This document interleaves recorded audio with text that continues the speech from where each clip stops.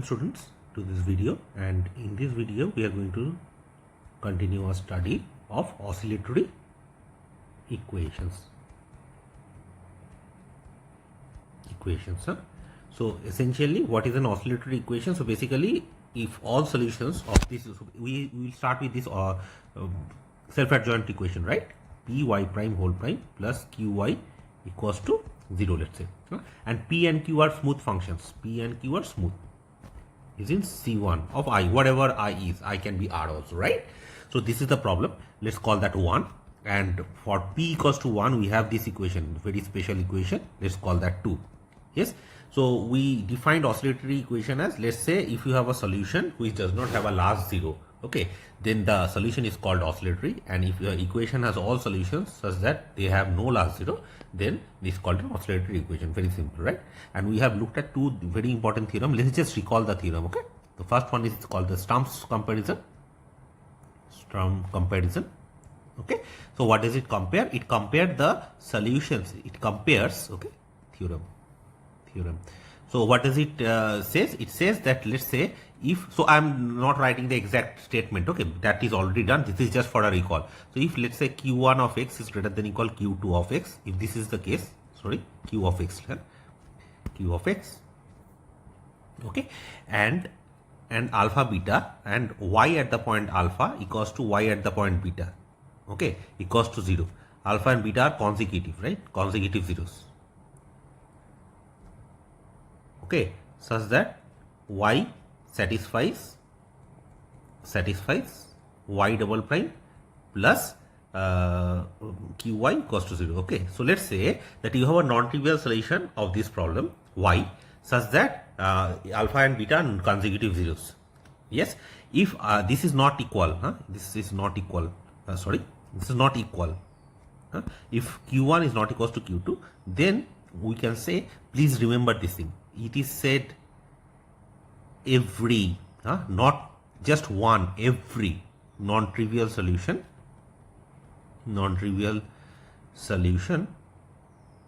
z of x, okay, of which equation? Of y double prime plus q1 x z y equals to 0. This equation has a 0 in alpha beta, right? That's the Stump comparison theorem which we learned. Please remember this. Two equations are there, right? Y double prime plus pxy equals to 0. And another one, y double prime plus p1 of xy equals to 0. Okay? See, what it is saying is this. If you can find just one solution, you understand? If you can just find one solution such that solution, let's say y1 is a solution of this problem, such that y prime of alpha equals to y prime of beta equals to 0, and alpha and beta are consecutive zeros, that is, there is no gap in between them. Yeah, gap in the sense that there is no 0, so there is no gamma such that y1 of gamma is 0. That's what I'm trying to say. Gap means this. Okay, so in that case, what happens? It is saying that in between, see, this is just one solution. Okay, we are assuming just one solution, non-trivial of course, because if it is trivial solution, everywhere it is 0. Okay, doesn't matter. Now what it is saying is, if you can just find one solution such that this thing happens, okay, then any solution of this problem, any solution, okay, let's say z is any solution, doesn't really matter what, if it is a solution, then z will have a gamma, let's say, between alpha beta where z has to be 0. Is this okay? Any solution z. Of course, again, it is non-trivial, because if it is trivial, it is 0 everywhere. Doesn't matter, right? So this is true. When is it true? That you see, in the case that p1 should be, at least at some point, it should be different than p. Is this okay? At least at one point, it should not be equal. Okay, and then if you remember, we also looked at something called a Picon's identity. Okay, Picon's identity, and I have told you that this is very, very important to prove the theorem which we are going to prove today. Yeah, what is Picon's identity? So you know, all this. So let the functions y, z, py prime. This is a big statement. So p1 z prime are differentiable. Again, and zx is not 0. This is very important in I. Again, let me tell you this. See, Picon's identity as itself is not very important. Okay, it's just some identity which is satisfied by some functions. That's all. Okay, but the problem is this: you can use this identity to actually find. I mean, to actually in a lot of different applications. Then the following identity holds. Identity holds. Okay, so what are this? See this identity y by z, yeah, again z p y prime minus y p1 z prime, the derivative of that, clear? That is nothing but y p y prime, the derivative of that, okay, minus y square by z p1 z prime, the derivative of that, plus p minus p1 y prime square plus p1 y prime minus y by z z prime square, right? That's the Picon's identity. We proved it, right? We just expanded this thing and we showed that this is equals to this. So that's Picon's identity we are going to use today. So now see, the first term comparison theorem which we did is for this equation. Yeah, this is not a general equation. The general equation is given by this, right? You remember, this is the self-adjoint form. Yeah, so now we are going to do something called a Sturm-Picon's theorem. Sturm-Picon's theorem. Okay, so let me write down the statement of the theorem, then I will tell you a little history about the problem. Okay, so let's say if alpha beta in some I are the consecutive zeros,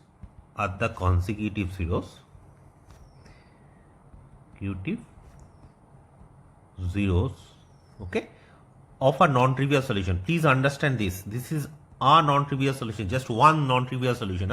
If you can find a non-trivial solution, something like this, solution y of x of 1, solution of 1, yes, and if, and this is the condition, and if p1 x and q1 x, clear, are continuous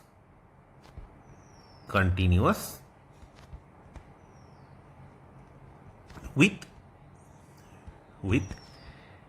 0 less than p1 of x less than equal px and q1 of x is greater than equal q of x in alpha beta. Okay, so that alpha beta consecutive is 0 in that interval alpha beta, then every non-trivial solution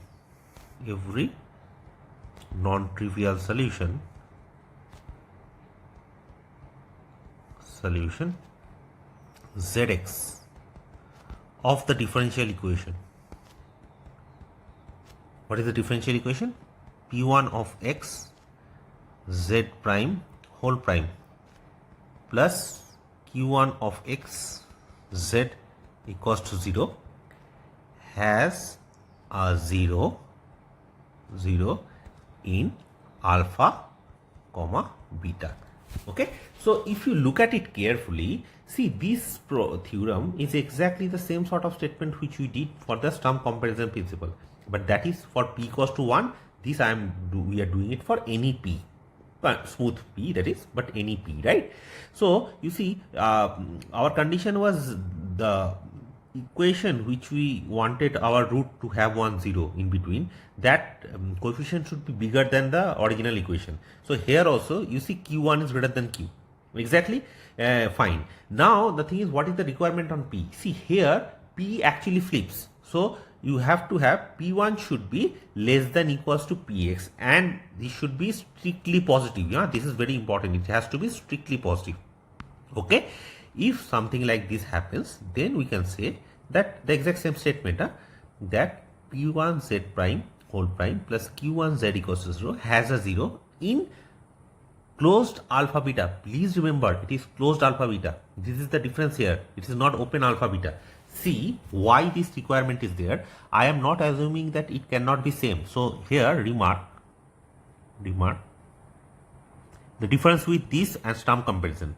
You see here the 0 may be admitted, okay, at the endpoints also, at the endpoints.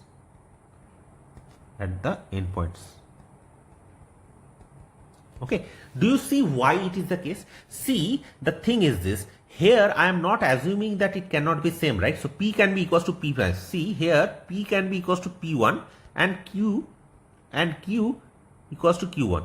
If that is the case, then both the equations are basically same, right? So they will have the same zeros, right? So in that case, essentially you have to have closed alpha beta. Clear? Of course, if you are doing that not equals to, then that is different case. Okay, right? So we are assuming this thing. Now let's look at the proof. Okay. Oh, okay. Yeah, I told you that I will tell you something, some history about it.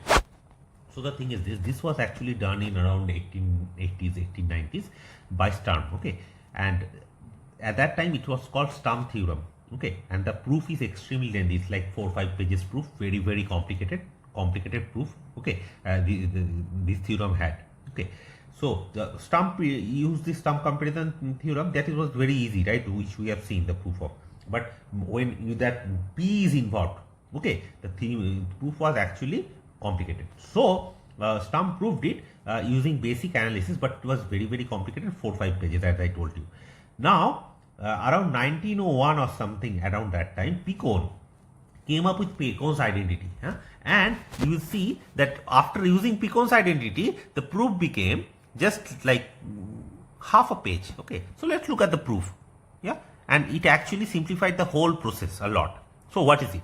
So let's say that Z does not see. Here I have to show that there is a 0. Z has a 0 in closed alpha beta. So let's just assume that Zx is not equals to 0 in closed alpha beta. Let's just assume that, right? Alpha beta. Okay. Then we will use Picon's, you see, Zx is not equals to 0, right? So we can use Picon's here. Okay. So we Picon's identity and find, then we use Picon's identity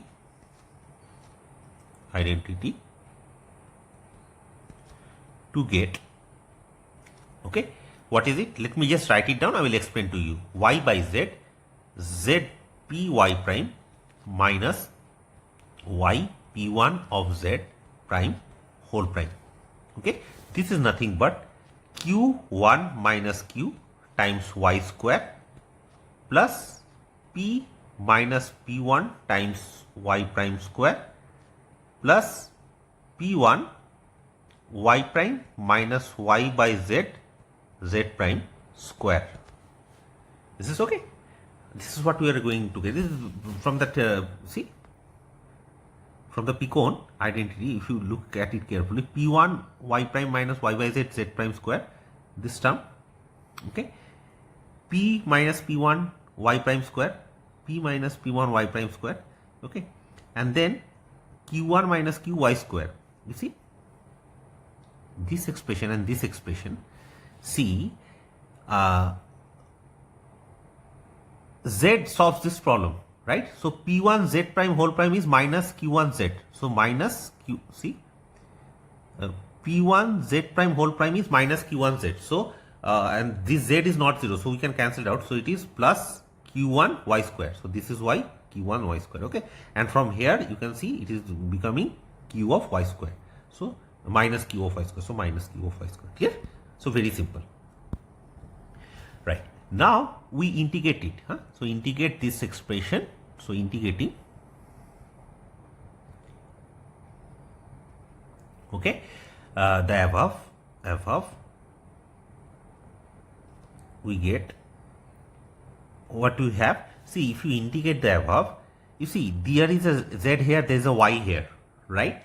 And we know that Y at the point alpha and Y at the point beta is essentially 0, right? So what do we have? We have alpha to beta Q1 minus Q Y square plus P minus P1 y prime square plus p1 y prime minus y by z z prime square dx. This is going to be this expression. If you remember, see, this y is there, so it doesn't really matter what is inside. Y at the point, so if you just integrate it, it will become y at the point beta times this at the point beta minus y at the point alpha times this at the point alpha, this whole expression. Okay, and y at the point alpha and y at the point beta is 0. So basically this is 0. Is this okay? Now you see, this is a contradiction. This, the above, let me write it this way, the above is a contradiction.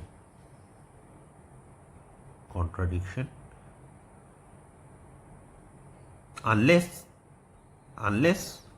q1 equals to q and p equals to p1, okay, and y prime minus y by z z prime is equals to 0. Okay, otherwise it's a contradiction, right? See, these are all positive terms. q1 is greater than equal q, so this is a positive term. This is positive. P is greater than equal p1. See, it is given p is greater than equal p1, so this is positive. Yes, and this is a square term, so basically this is either greater than equal 0. So if this is the whole thing is positive, essentially what is happening is this, and p1 is given to be positive, right? Okay, so the whole thing is positive. Okay, see, this is the place where we are using it. P1 is greater than 0, strictly greater than 0. So you see, the whole expression is positive. So a positive expression integrated between alpha beta has to be positive. So if it is 0, it means that all these parts has to be 0 identically. So, and in that case, q1 has to be equals to q, or p1 and p1 has to be equals to p, and y prime minus y by z z prime equals to 0. Okay, see, this expression is nothing but y by z, the prime of that is 0.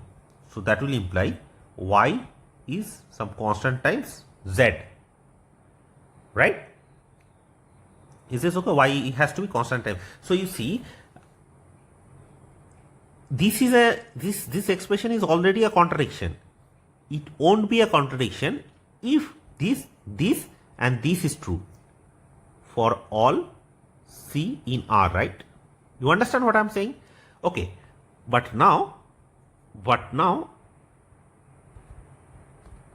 you see, what is y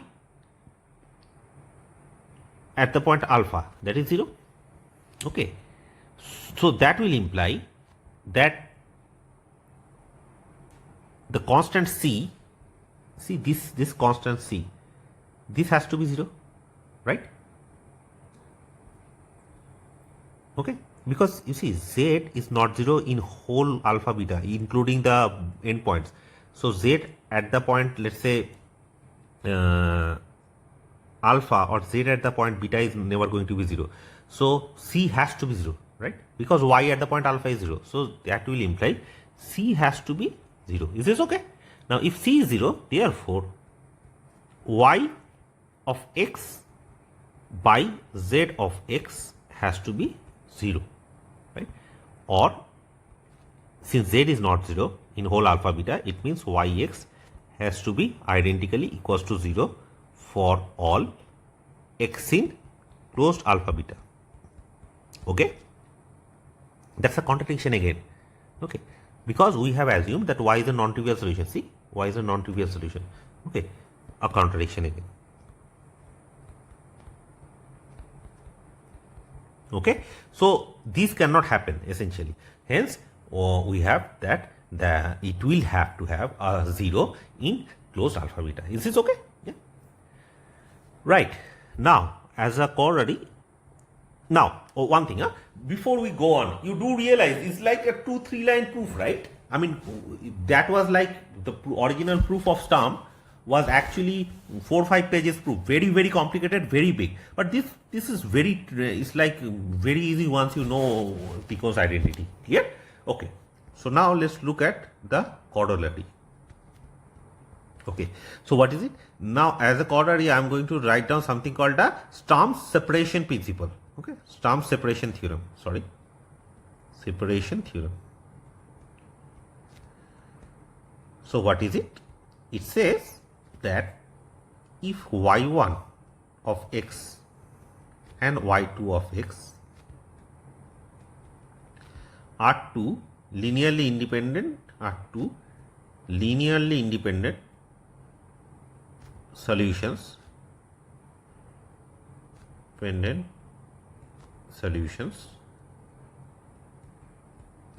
okay, of y prime py prime, sorry, let me write it properly, of 1, let's say. What is 1? 1 is this equation. Where is it?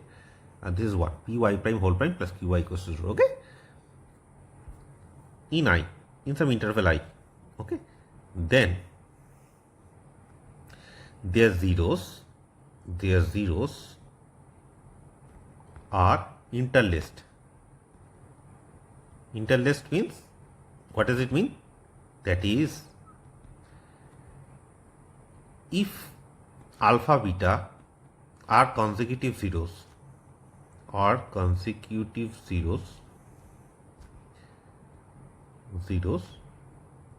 y1, okay, then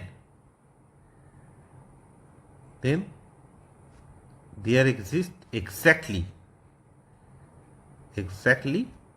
1 0 of y2.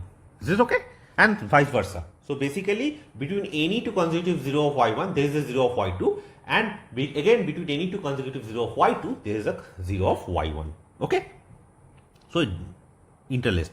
So before we go on with the proof of this, let's look at a small remark. Let's say this equation, y double prime plus y equals to 0. Okay? What are two linearly independent solutions? Sin x and cosine x. Two linearly independent solution. Now you do realize that where is this 0? This is at n pi, and this is between n plus 1 pi, right? Pi by 2. Okay, so essentially what is happening is this. See, between any two 0 of this, there is a 0 of this, and again between any two 0 of cosine, there is a 0 of sine, right? So basically sine and cosine in this case are interlaced. Okay, so this is the kind of motivation you can think of this theorem. This is okay. So let us look at the proof of this. I hope you understood what I am trying to say here. Okay, so now see, let me okay, so as a call, since I am writing as a call already, so basically what we are trying to do is we are going to use Stump-Picon theorem here. Yes, okay. Now how do you use this theorem? What do you think can happen? See, the thing is, let's say since y1x and y2x cannot have common zeros.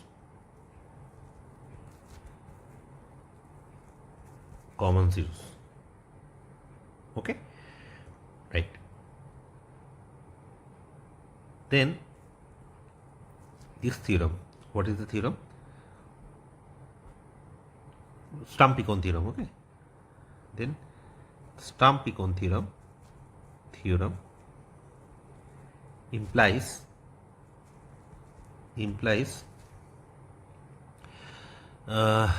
that the solution y2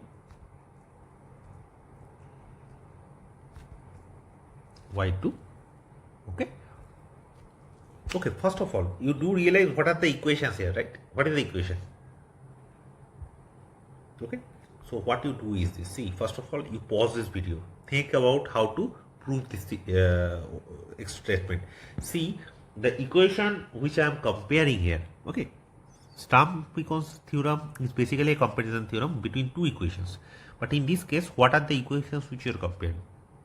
See, we are basically looking at linearly independent solutions of just one equation. Okay, so it's not two different equations, it's basically one equation. Yeah, and I am comparing two solutions of the same equation. Is this okay? Yes. So now the question is the thing is this: you have to note that these two y1 and y2 cannot have common zeros.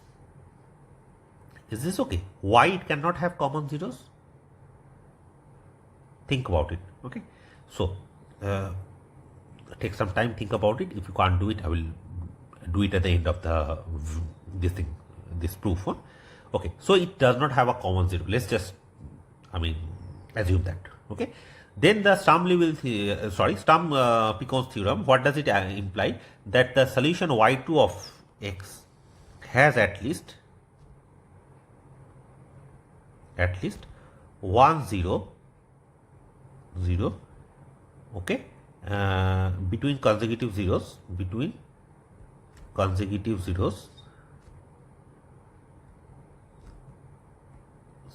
of y1. Yeah, see, y1 and y2 between consecutive zeros of y1, y2 must have a 0, and between closed alpha beta, but it cannot have common zeros, so it has to be in between alpha beta. Is this okay? Now if you interchanging y1 and y2, okay, y1 and y2, we see that y2 of x, okay, has at most 1 0 between two consecutive zeros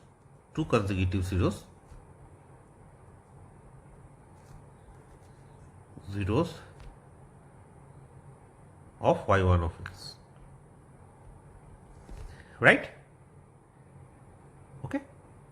So what did we prove? We proved that it is basically, it has to be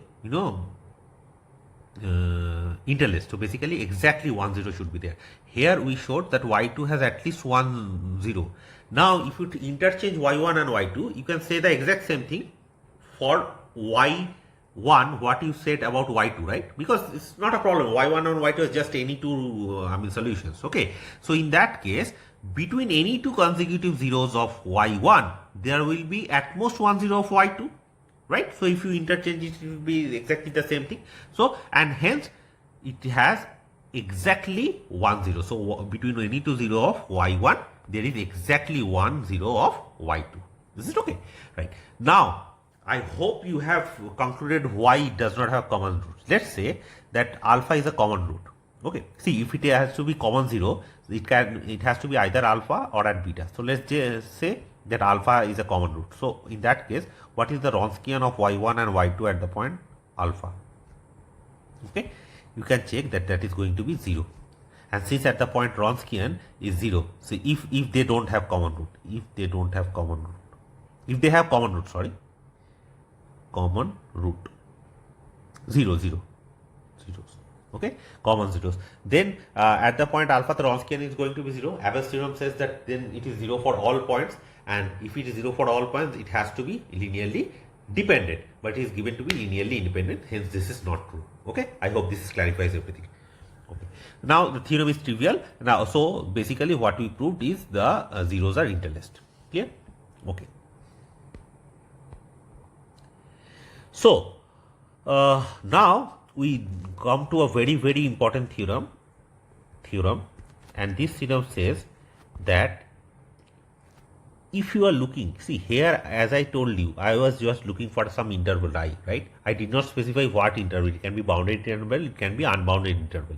Okay, but now I want to prove a theorem which will actually say that how many zeros can be there in a finite interval alpha beta. Okay, so the only solution, okay, of one which vanishes infinitely often in alpha beta is the trivial solution. So if you have a bounded interval, right?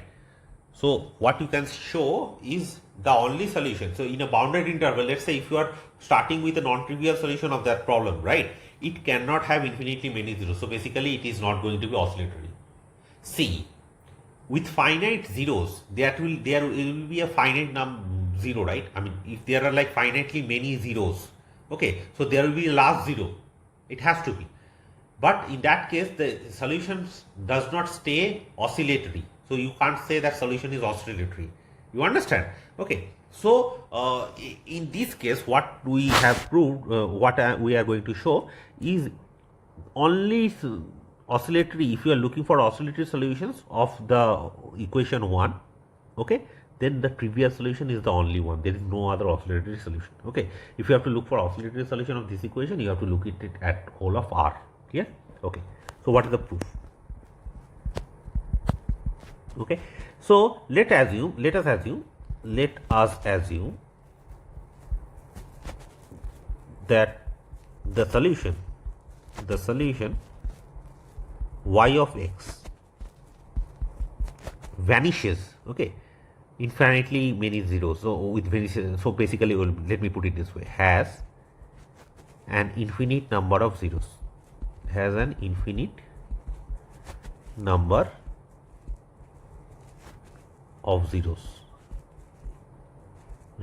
in I. Let's just put it that way. Okay. See, I is closed interval alpha beta, right? Closed interval alpha beta. Some alpha beta doesn't have to be anything. It's just some alpha beta, but it is closed interval alpha beta. And you see, let's say let this where this vanishes, there are like infinite numbers, right? Infinity such points. So basically, let xm, okay, be, so in alpha beta, this whole interval is in alpha beta, okay. So for all m in n, be such that y at the point xm is 0. Is this okay? For all m. See, it has infinitely many zeros, right? So what does it mean? It means that there are infinite number of points where y is 0. Those points are in alpha beta. So I can make a, I can build a sequence out of it. So xm is a sequence which always lies in the closed interval alpha beta, such that y at the point xm is going to be 0. Is this okay? Right. So you see, xm is a sequence in a compact set. Okay. And what happens to the sequence in compact set? It converges. Okay. At least up to a subsequence, it will converge. Okay. So I will just write it at write this as the whole sequence xm. Okay. So it will converge to x star. Okay. Therefore, xm converges to x star. Why? Because alpha beta is compact.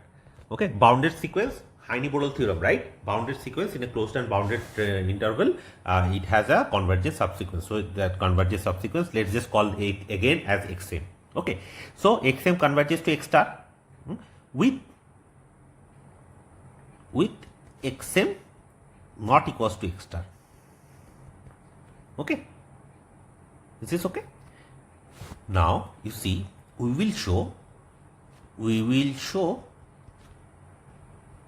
that y at the point x star equals to y prime at the point x star is equals to 0. Yeah, this is what we are going to show. First of all, let's just see if we can do something like this. Okay, what is y prime at the point x star? It is nothing but limit h tends to 0, y at the point xm, sorry, not h, m tends to infinity, let's say m tends to infinity, y at the point xm minus y at the point x star by xm minus x star. Okay. Now I know that y at the point xm's are all going to be 0, right? It's always just an assumption. Huh? Okay. What happens to y at the point x star? See, xn converges to x star, right? So that will imply y of xm must converge to y of x star. Why is it true? This is by continuity. That's the very definition of continuity, right? If xn converges to x, f of xn must converge to f of x. F is continuous if and only if this happens, right?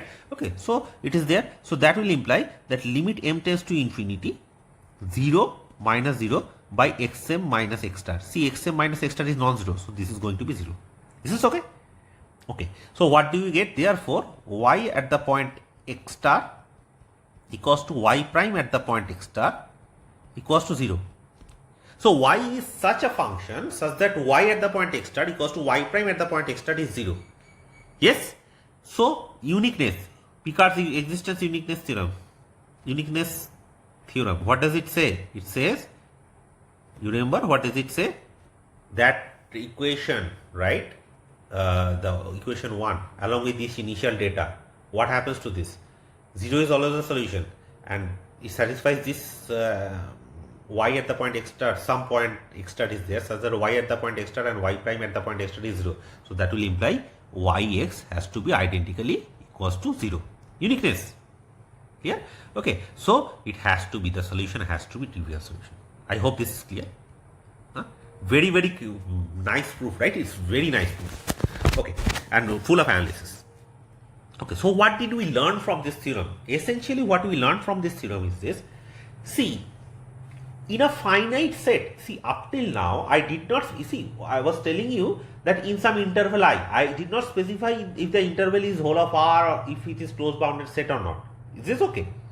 Why I did not specify is because if you have a problem, one, that sort of equation, self-adjoint equation, in a closed bounded interval alpha beta, closed bounded interval, that is very, very important, okay, then you cannot have oscillatory solutions. Is this okay? It cannot be oscillatory. I mean, if it is like infinitely many, it admits infinitely many zeros, it has to be trivial. There is no other way. Okay. Please remember, this is working only because it is in the closed bounded interval alpha beta. Otherwise, this is not going to work. Okay. See, Heine model is not going to work. So, this is very important. Okay.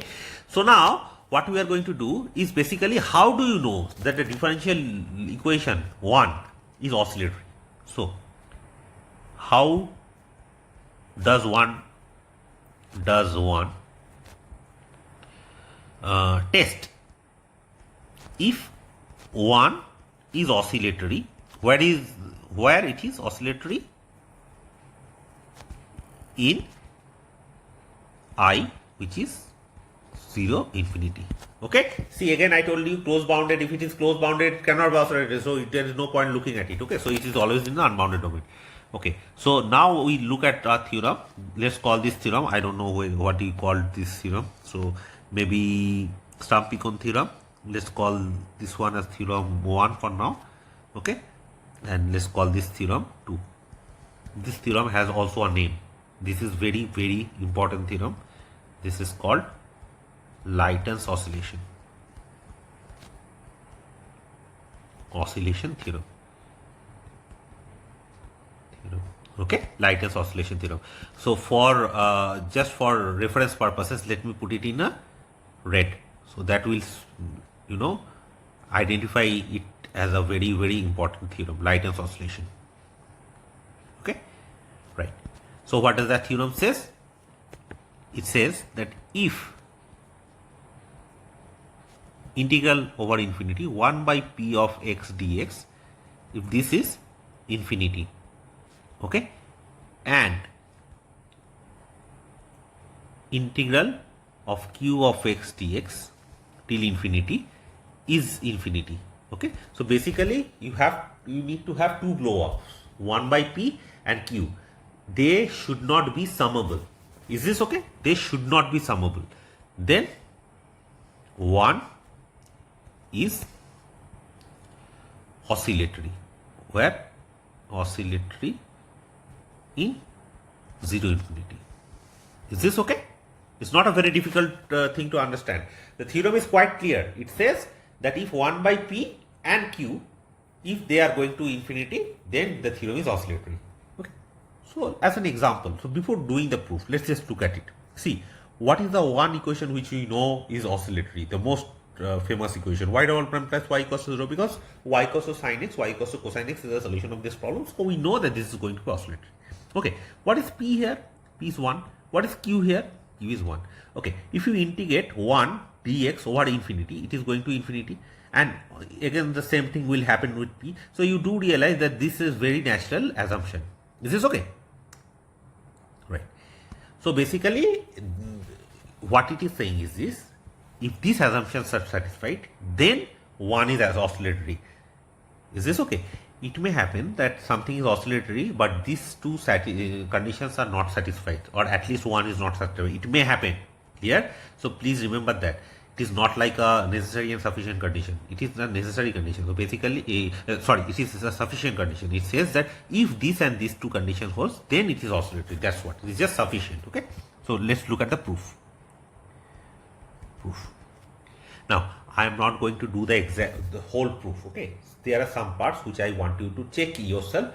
Of course, I will put it in an assignment also. So because this actually involves a small trick, which is you should at least know.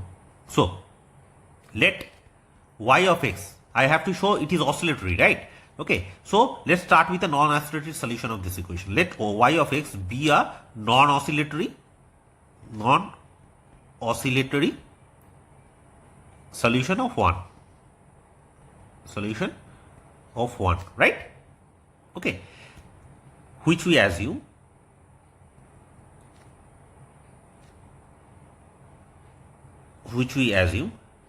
to be positive in x naught infinity. Okay, x naught is positive. Okay, why we can assume this?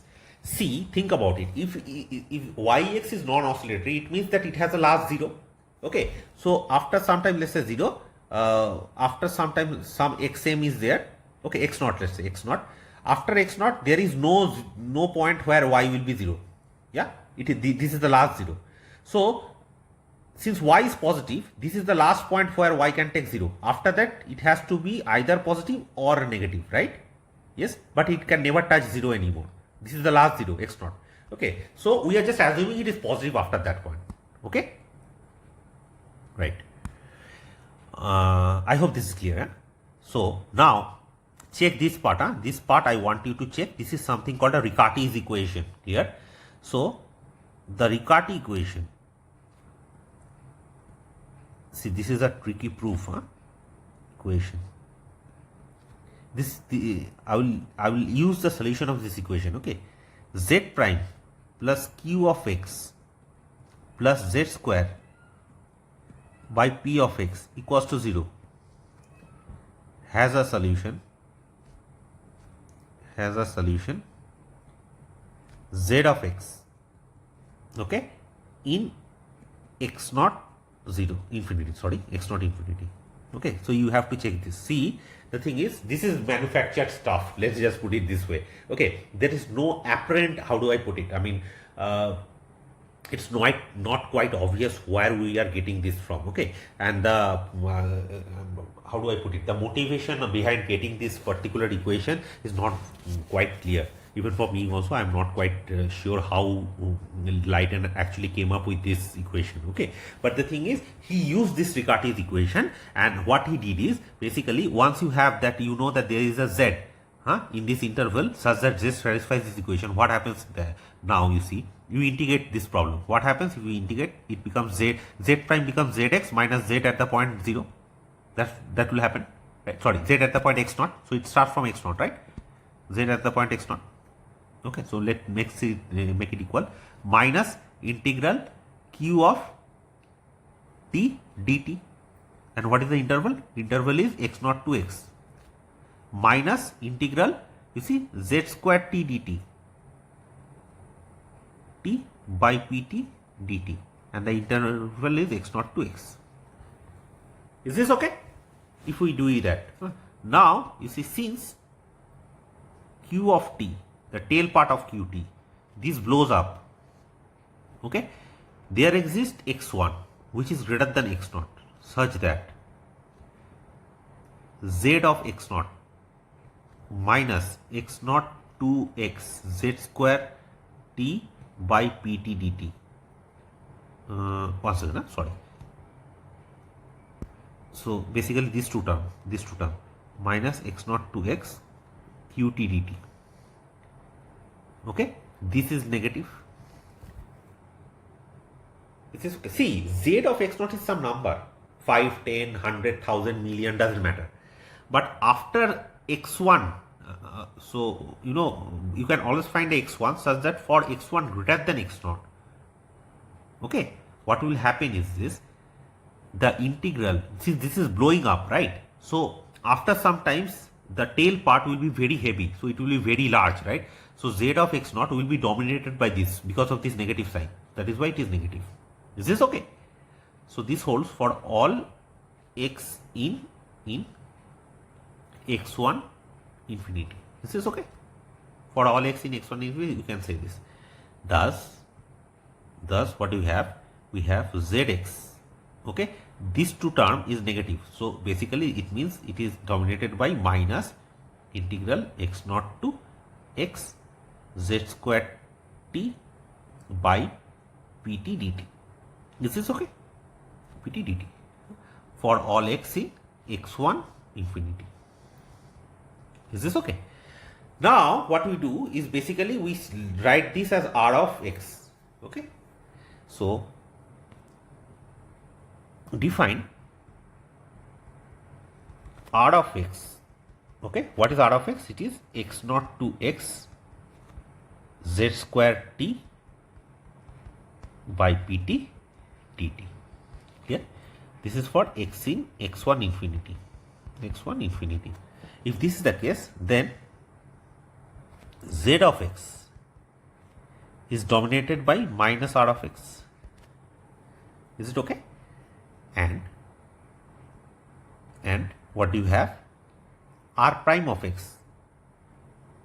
This is okay, right? Zx is less than equal minus of r of x. See, r is this, right? So zx is less than equal minus r of x. This is what I wrote. I hope this is fine. And r prime x. What is r prime x?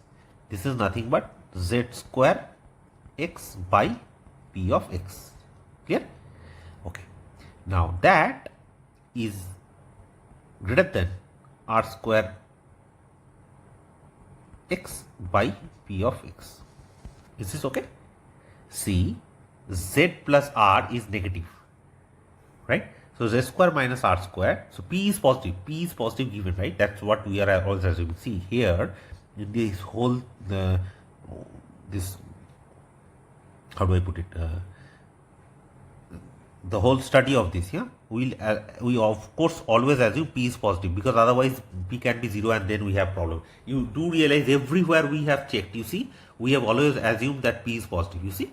Okay, so p is always positive. Please remember this, very very important. Okay, right.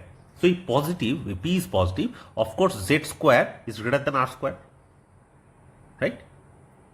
Okay, so if this is the case, what we have is, so this is holds for all x between x1 and infinity. x1 and infinity. This is okay. Now if we integrate this thing, okay, integrate from x1 to infinity, we have minus r evaluated at infinity. So basically I should write it as limit r tends to t tends to 0 1 by infinity 1 by r of t, but I'm just writing it like this. Okay, I'm just being lazy here. And r at the point x1 is dominated by x1 to infinity dt by p of t. Is this okay? Yeah, we can do that, right? We can just integrate it. See, r prime by r square is greater than 1 by px. So, and then I can use this thing, fundamental theorem of calculus, to get this. Is this okay? Therefore, integral x1 to infinity 1 by pt dt is dominated by 1 by r x1. Is it okay? See, this is a negative term, so it's that you can just throw that away, right? So it is dominated by 1 by r x1, which is finite. Okay, now that's a contradiction. Why it is a contradiction? Because this is our assumption that the 1 by p is not summable, but here it is showing it is summable. You see, the assumption is 1 by p is not summable. Is this okay? So that actually concludes Leighton's oscillation theorem. Okay. So let's look at a small application of Lighten, and then we are going to finish this video. So let's look at a small example. So let's say that for all A sufficiently A, there exists x naught large such that you see 1 plus 1 minus 4a square by 4x square. Clear? This is greater than half for all x greater than x naught. Clear? We can prove that, right? Given any a, I can always choose a large enough x naught such that this happens. Huh? If you are not convinced, please check this part. It's very easy, not very difficult. You can do it yourself, absolutely no issues. Okay? If you are not able to do it, what you do is you break everything up. You just break everything up and after that put it together. Okay? You can get this inequality, absolutely no issues. So you can show this, that for any a, doesn't matter what a is, for any a, you can actually find a large enough x naught such that this happens. Clear? Okay. And hence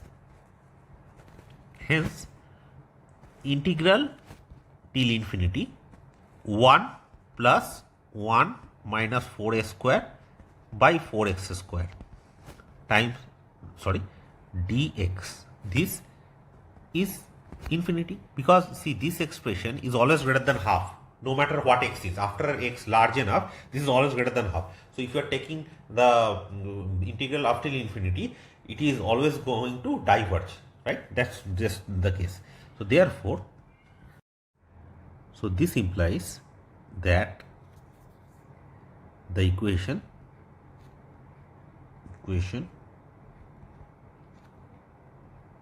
y double prime plus 1 plus 1 minus 4a square by 4x square times y equals to 0 is oscillatory. Okay, see, by looking at it, you can't really say if it is oscillatory or not. But the thing is, on Lighten oscillation you can use directly and you can say this is oscillatory. Okay, so this is a beautiful theorem which you can prove using Lighten. So with this we are going to finish this video.